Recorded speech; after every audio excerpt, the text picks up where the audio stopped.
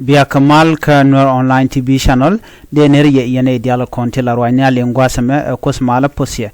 to kon gele dangaro ti dit go liang to go rano dero de palping ke ling dien re ler to leraniam bana rache ke queen shop ke jen ngwani de bakel woniam ke tu ke jendang dich ti shanek re wich ka so Sudan bana raitin kanaka ke en walle bu kon manana iro de la ngwa bana jeling anyoko kora bana rache ke kwi Dr. Riek machar chala do ne tega ne de chawo chre wich ko ku re wich ke juba kirma yadit kane de to wa ke lat kalan moni te sha kap chong chiri me chi konaling ne to wa kap ke chong ke kwi Dr. Riek machar ban mandan le rode ban jeling re roine titine kan konon ya me jiram jidit gorjen wo jen der titi der ke nyogane ko ken ko de ler titi de kan chomala shub gwas ne tin kontin gor kon ken wo de ko tin lere ne bana kwen bana roke kwi jane tin konen shub ko jandang di ti shana kre wich ka so Sudan menen yana me jen gwas dan chire ke tok tin chala do ne at least 46 people have been killed kene jandang ro with the raw ti sha mo ka botidit re which katon is kanti gwas michi tugdul dangro re which ka warab state chicken yin no ka jodana chalat un mishal ke mamer bat mabok chela do ne re which ka warab state ramadan minister information chela do ne shikur chatwok luan jang kan jalwa communities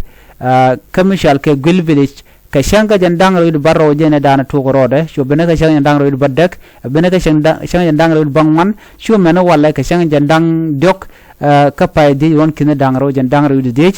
ko mo chene sho ko jandang de chaka naka jo dana chalat che wene ne cha dole wan cha ka wang shikmen yen mo ko dole me sha wang godo dana chi korje tokten ko korje bejelong ajenne I have to confirm here that the incident happened. It start from 27, 28 and 29 yesterday where the army use of Luanjang and Jalwa within Tony as clashed. So neme agenda na chila do chikorum cha to Camden Canadian content chikorumo cha yetkake ne jandang die chiga liu are kurana chitwok chala da more than 46 anyok chala ro ne jandang die ne to ne di liu are kurumo ka jodana chala da ken ne tin kon tila jang ka dobran chitwok ja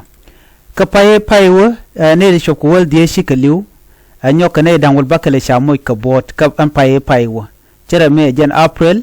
anono katuo katon sos kanti na me ton is kanti miliu ne chop jandang ditena ajen jowe dane shalat no men shalat bogwa de me wa ke jen me ke jen pay de me general magog dang no chela do ne che community ndial che gorno re wi ke ton is kan de ga tagamal kam ne ken dundo wa kana shup gwasde amandana gorkan wode twok kane de ti chal ka tin go ko to kam de wa kane te kon te kap ke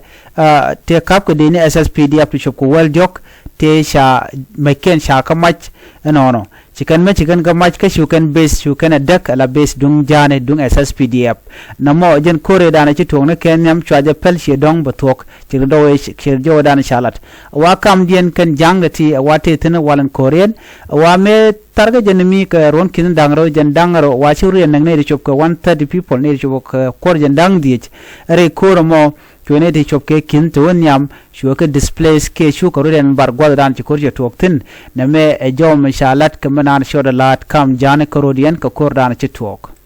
gwasa me man bana writing channel right ka kwi shanrej madut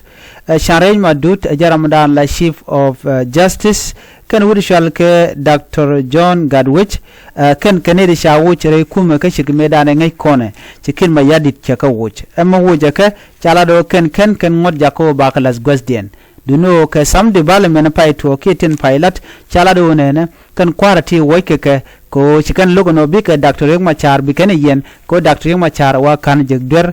jen kulete ka gwaza bayar me chaje gorno baje luka jamone wa chaga jogono de yen Dr. Riek machar de yen ko der wa tele dani ke tanyo da gwango Dr. Riek machar te ka der me cikan go cike me chago je kirma yadit kan bol mel kan jikwaren ko ken wona ko wude shal ka me Michael Makwelwet shugana goren gwano ba ne ti ba ko wuce ko kane sharam me chaje de yen ka tel der me chaje ka je tel der me chaje ka je Riek machar no chwa chanrech madut chwa shuwuch ka kujamo ajen mo kwa wude dien kwa la nyok mlad de tenone wude shal ke Benjamin bak jaram dana sha kwan la kwar dung chief of justice kan rada dien michanyo ko kwingwa deputy kajen gwada danen ne to konti la jingone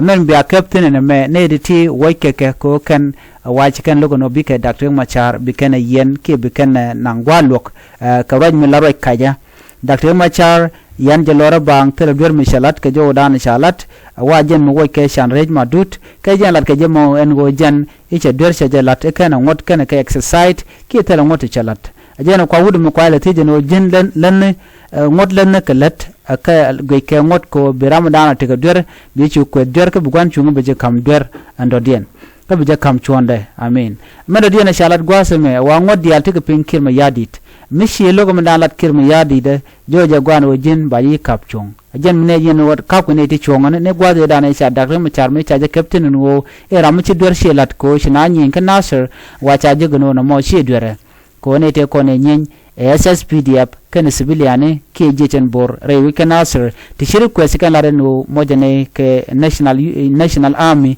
ke unified force yu kirmi yadi choji chulok na mo joje lo dwere me to kanga to ga kirmi yadi telmanang Dr. Machar ten jo me ajen jo dana sha kwen mana dian gorede mat ke ye gwase me do badana shikir mi yadi ta kwanya gad ke re wich ka juba gad ka to bika wuk la kwar ka ke diploma ne win to goal ne da wan ci ga reaction kan la no ngum kwen kir na gad ka jamone te ti kana kono gode nyoga yekel en ban nyoje kala radio choy pro jeno bia subscribe ka bia notification bell bia jotwan bia ta kamal bye bye